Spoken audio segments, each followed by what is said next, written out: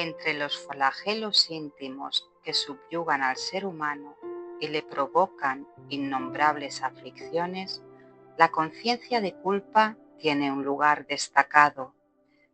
Se instala insidiosamente y cual ácido destructor corroe los engranajes de la emoción, facilitando la irrupción de conflictos que enloquecen. Como consecuencia de la inseguridad psicológica en el juicio de las propias acciones, la culpa abre un abismo entre lo que se hace y lo que no se debería haber hecho, sometiendo a un suplicio cruel a quien experimenta su pertinaz persecución. Debido a su propia fragilidad, el individuo se permite comportamientos incorrectos que satisfacen sus sensaciones para entregarse, tan pronto como ellas cesaron, al arrepentimiento autopunitivo con el cual pretende corregir su insensatez. De inmediato, la conciencia de culpa se asoma y lo perturba. Con perversidad, ella castiga al infractor ante sí mismo, aunque sin alterar el rumbo de la acción desencadenada ni corregir a aquel a quien hiere. Por el contrario, aunque es una cobradora despiadada, desarrolla mecanismos inconscientes de nuevos deseos, repetidas prácticas y siempre más rigurosas penalidades. Atavismo de comportamientos religiosos, morales y sociales hipócritas que no dudaban en acompañar una cierta recomendación con una acción diferente, la culpa debe ser eliminada con rigor e inmediatamente. Hola amigos, bienvenidos a Momentos con Joana. Estamos en el libro Momentos de Salud, en el capítulo 9, Ante la conciencia, ítem 1. Acabamos de escuchar este fragmento y después de reflexionar sobre la importancia de vivir el presente con serenidad y de aprender de nuestras experiencias, Joana nos invita ahora a observar uno de los grandes sufrimientos, quizás un poco silenciosos del ser humano, que es todos conocemos la culpa, ¿verdad? Y en algún momento de nuestra vida hemos experimentado ese sentimiento, quizás como un peso interior que aparece cuando pensamos que hemos actuado mal o cuando creemos haber fallado a alguien o incluso cuando sentimos que no hemos estado a la altura de nuestras propias expectativas. La culpa incluso a veces puede presentarse como algo positivo, sí, como algo positivo, porque muchas personas creen que sentirse culpables es una demostración de conciencia moral. Sin embargo, Joana nos propone una reflexión diferente. Ella distingue entre reconocer un error y quedar atrapados en la culpa. Veréis, reconocer un error puede ser saludable, claro. Nos permite aprender, reparar aquello que sea posible y crecer como personas. La culpa, en cambio, muchas veces nos paraliza. En lugar de impulsarnos hacia la transformación, nos mantiene atrapados en el pasado, en el sufrimiento. Por eso Joana utiliza una imagen muy fuerte cuando afirma que la culpa actúa como un ácido que corroe los mecanismos de la emoción. Veréis, pensemos en esto un momento. Un ácido no destruye así en seco y de golpe. Imaginaros cuando ponemos una gota de ácido encima de algo. Hace aquello unas pampallugas, ¿cómo lo diría yo? Que no me sale la palabra, así, ¿no? No me sale la palabra. Bueno, ya me entendéis, ¿no?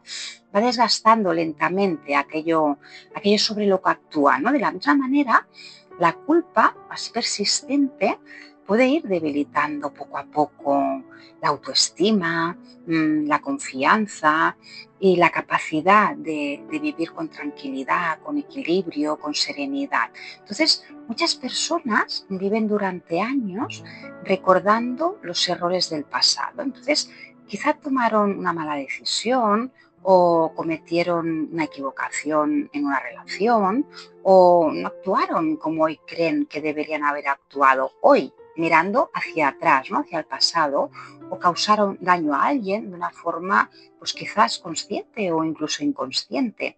Entonces, el problema no es recordar el error. El problema aparece cuando la persona queda psicológicamente detenida en ese momento de su historia. Y aunque los años pasen, continúa castigándose interiormente una y otra vez. Y aquí, ¿no? Podíamos preguntar, ¿realmente ese castigo corrige algo? Entonces, Joana nos dice que no, que la culpa castiga, pero no transforma. Entonces, ¿qué hace? Hace sufrir, pero no necesariamente ayuda a crecer. Entonces, si analizamos nuestra experiencia, veremos que muchas veces ese sufrimiento provocado por la culpa no modifica el pasado, no repara el daño causado y tampoco beneficia a la persona que pueda haber resultado afectada. Sin embargo, el ser humano suele creer que cuanto más sufre por un error, más está. Perdón. El ser humano, decía, suele creer que cuanto más sufre por un error, más está compensándolo. Es como si inconscientemente pensara, si me castigo lo suficiente, ¿no? Cuanto más me flagelo, entonces quedaré absuelto. Pero la vida no funciona así, amigos. La transformación auténtica no nace del castigo, nace de la comprensión, de la responsabilidad y de la reparación cuando esta es posible. Cuando podemos reparar ese daño, se repara, y cuando no se pueda, pues no se ha podido.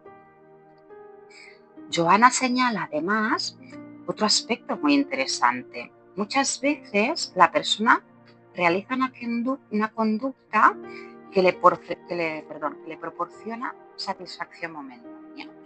Después, cuando esa emoción desaparece, ¿qué aparece? El arrepentimiento.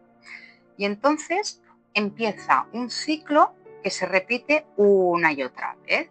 Primero surge el deseo, luego la acción y después la culpa.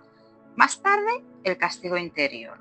Es como el perro que se come la cola, pero como la raíz del problema no ha sido comprendida, el comportamiento vuelve a repetirse, y así un ciclo detrás de otro, un ciclo detrás de otro. Por eso Joana afirma que la culpa puede convertirse en una especie de círculo vicioso y, lejos de resolverse el conflicto, lo mantiene activo.